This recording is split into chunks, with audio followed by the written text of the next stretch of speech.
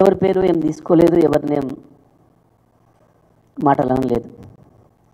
కానీ పాపం కొంతమందికి దుఃఖం ఆగుతలేదు.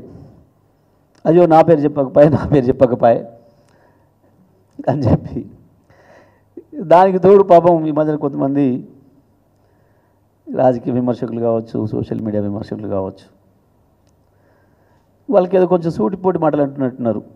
అయ్యో సారు నువ్వు కానీ పేరు తీసుకోవద్దా, పాపం ఒకటే మాటతో అనువదిలిస్తేవేంది మూటలతోని, ఇంత అన్యాయమా, నువ్వు అంత కష్టపడుతుంటే వాళ్ళ పేరు చెప్పొద్దా నువ్వు అని చెప్పి అంటున్నట్టున్నారు. పాపం అక్కడక్కడ వింటున్నట్టున్నారు.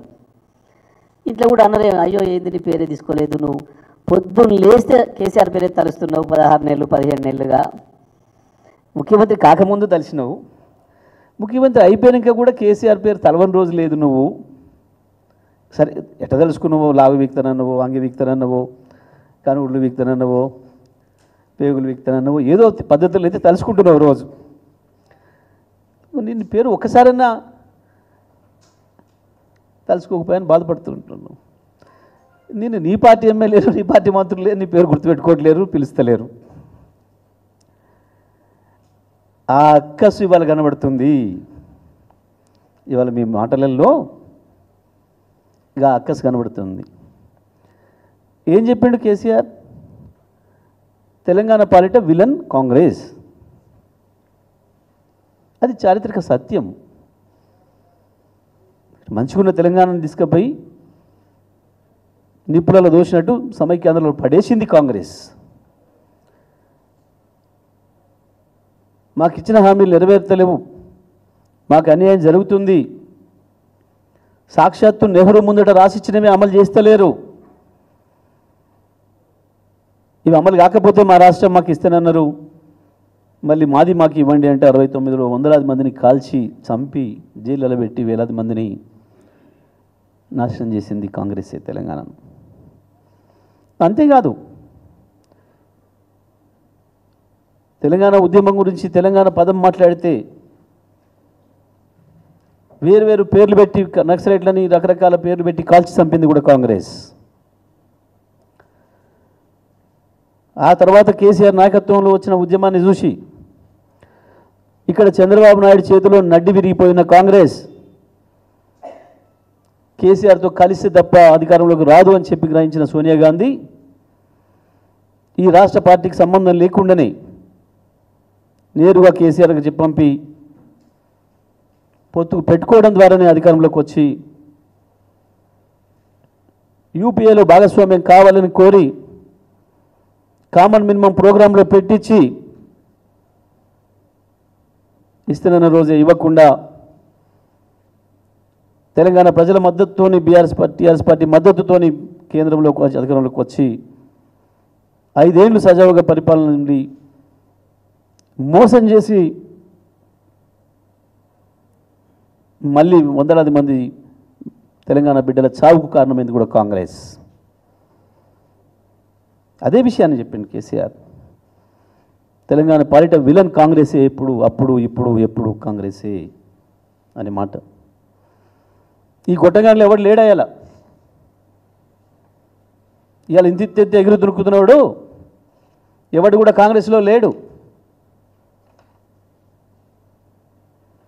ఇంకా అంతకుమించిన ద్రోహులు సమైక్యాంధ్రుల చేతుల్లో ఉన్నారు వీళ్ళు కొంతమంది, ఇవాళ ఎగిరెగిరి పడుతున్న వాళ్ళు ఈ బుడతలంతా. ఇదే కాంగ్రెస్ను దుమ్మెత్తిపోషన్ ఉన్నాయి, మీరు మాట్లాడిన మాటలు ఉన్నాయి, రాతలు ఉన్నాయి, ఎక్కడికి పోలే.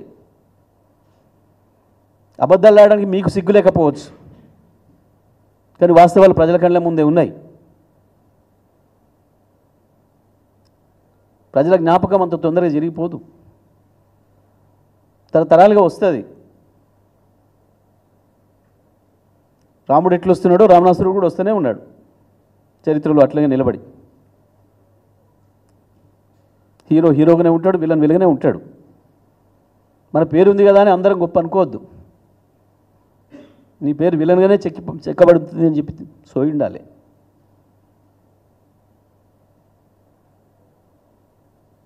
ఏం చేసిండ్రు?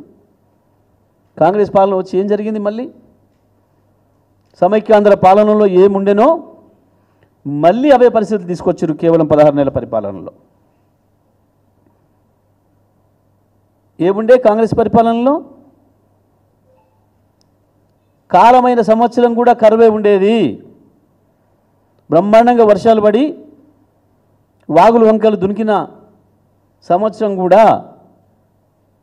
6 నెలలు తిరగక ముందే మళ్ళీ నీళ్ళని ఆంధ్రార్పణం, తెలంగాణ బతుకు కరువు. మంచినీళ్ళకు బిందెలు పట్టుకొని రోడ్ల మీద తిరగాలి. సాగునీళ్ళ సంగతి సరి.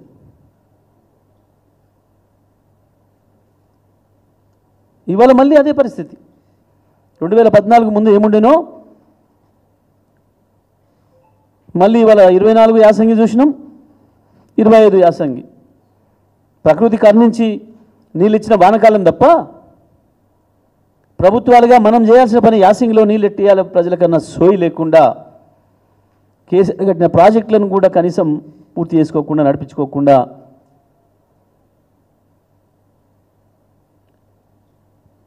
పాలన పైన సోయి లేక సంపాదన కమిషన్ల మీద సోయి తప్ప కరెంట్ ఇట్లా ఇవ్వాలి నీళ్ళు ఇట్లా ఇవ్వాలనే సోయి లేక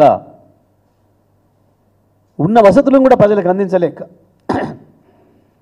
కేసీఆర్ ఇచ్చిన వాటిని కూడా అందించలేక లేదా ఆడ ఖర్చు పెడితే కమిషన్ రాదు కాబట్టి కమిషన్ల కక్కుర్తికి ఉన్న డబ్బంతా తీసుకుపోయి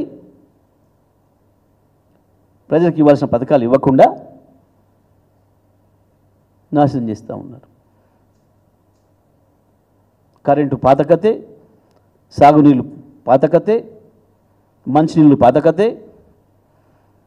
ప్రభుత్వ ఆసుపత్రులు ఇంకా అధ్వానమైనవి అప్పటికంటే.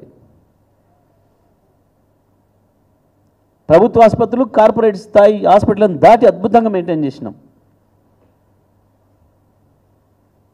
ఇది అదని కాదు, అది సిద్దిపేట హాస్పిటల్, అది సూర్యాపేట హాస్పిటల్, అది ఖమ్మమ, అది మహబూబ్ నగర్, అది ఆదిలాబాద్, అది ఇంకో చోటన ఇక్కడికి పోయినా అద్భుతంగా ఉండే ప్రభుత్వ ఆసుపత్రుల నిర్వహణ. ఇవాళ అడుగు పెడదామంటే కంపు కొడుతుంది.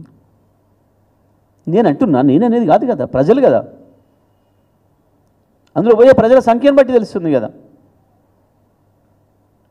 ప్రభుత్వ ఆసుపత్రుల్లో ప్రసవాలు ఇక్కడి నుంచి ఎక్కడికి వచ్చినాయి 28% నుంచి 78% తీసుకొస్తే మళ్ళీ వాళ్ళు 40% పడిపోయినాయి 7 నెలలు తిరగక ముందే. అంతమంది ప్రజలు ప్రైవేట్ దవాఖానలో పోయి మళ్ళీ అప్రపాలవుతున్నారు. ప్రభుత్వ స్కూళ్ళ నిర్వహణ 1000 స్కూళ్ళు ప్రారంభించి బ్రహ్మాండంగా నడిపిస్తే ఒక్క పిల్లవాడికి జ్వరం కూడా రాకుండా గురుకుల పాఠశాలలు ఒక్క ఏడాదిలో 90 మంది పిల్లల్ని చంపి దుర్మార్గంగా మిమ్మల్ని నమ్మి, మీ ప్రభుత్వాన్ని నమ్మి, మా బిడ్డల ఆడ రక్షణ ఉంటుంది మంచిగుంటారు అని చెప్పి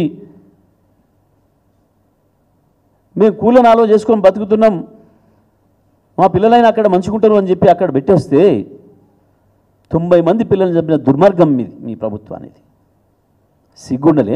సిగ్గుండక్కర్లేం మాట్లాడడానికి. ఏ అక్షరం అబద్ధం చెప్పిండు కేసీఆర్? ఏ అక్షరం తప్పు మాట్లాడిండు? ఏడ కాని మాట మాట్లాడిండు? ఏడా అసత్యమైన ఆరోపణ చేసిండు? అక్కసు మీది. సభ సక్సెస్ అయిందని, ప్రజలు కేసీఆర్ వెంట వెళ్ళిపోతున్న సంగతి ప్రపంచానికి తెలిసిందని, కేసీఆర్ నువ్వే రావాలని ప్రజలు అడుగుతున్నారనే సంగతి ప్రపంచానికి తెలిసిందని మరోసారి మీ పునాది కదిలిపోయిందన్న అక్కసు మీది. కేసీఆర్కి ఏం అక్కసు? ఇంకేముంటుంది కేసీఆర్కి అక్కసు? ప్రతిపక్షంగా బ్రహ్మాండంగా కొట్లాడుతున్నాం.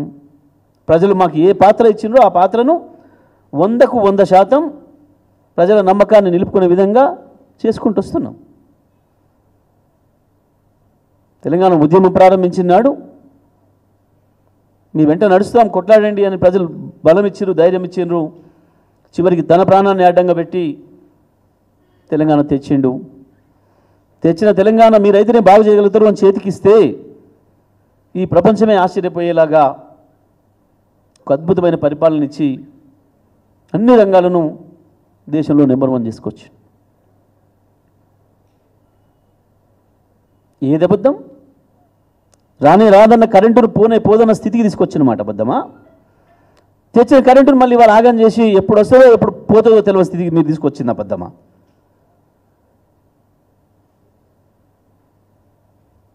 40 లక్షల మెట్రిక్ టన్నుల ధాన్యాన్ని 3 కోట్ల మెట్రిక్ టన్నులకు తీసుకొచ్చి భారతదేశానికి ఇచ్చి పంజాబ్ను దాటింది నిజం కాదా? ఇవాళ సంవత్సరాల కాలంగా ఇప్పటి వరకు కూడా ఎన్ని కొన్నమో చెప్పలేని మీ చేతగాని మీ అసమర్థత బయట పెట్టుకోవడానికి దాచిపెట్టుకోవడానికి నానా తంటాలు పడుతున్నారు. ఓ లెసలస కోతలు వేస్తున్నాడు ఉత్తమ్ కుమార్ రెడ్డి. ఉత్తమ్ కుమార్ రెడ్డివి కావు, నువ్వు ఉత్తర కుమార్ రెడ్డివే అని చెప్పి మళ్ళీ ఒకసారి నిరూపించుకుంటున్నావు. నీ ఉత్తర కుమార ప్రగల్భాలు ఆపు. ఒక్కసారి లెక్క చెప్పు, నీకు దమ్ముంటే, నీకు చేతనైతే.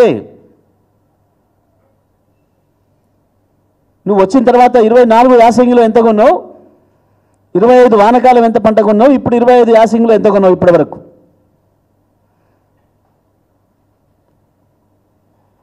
నిన్న సిగ్గులే కూడా మాట్లాడుతున్నారు నల్గొండల.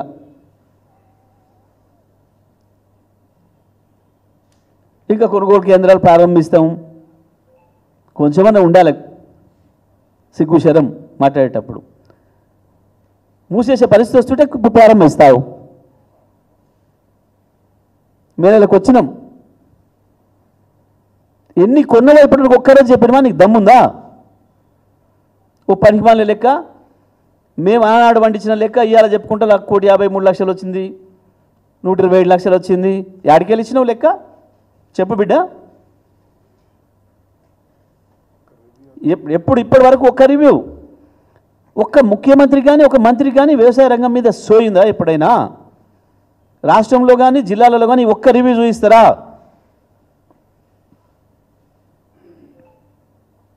ఇప్పటి వరకు నేను ఇప్పుడు మళ్ళీ ఛాలెంజ్ చేస్తున్నా, తెలంగాణ రైతుల పక్షాన్ని అడుగుతున్నా, గత యాసంగిలో ఎన్ని ఓట్లు కొన్నావు, ఎన్ని డబ్బులు రైతుల అకౌంట్లో వేసినావు?